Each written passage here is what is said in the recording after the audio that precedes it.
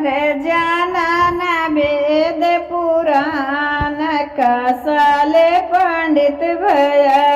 अरे जाना ना वेद पुराण कसाले पंडित भया। बचपन में तू गुल्ली डंडा खेला, बचपन में तू गुल्ली डंडा खेला और खेला तू चिल्होर कसाले पंडित भया।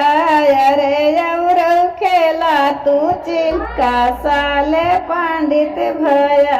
हरुआ बजरिया में गैया चराया, के भरपूर बजरिया में गैया चराया।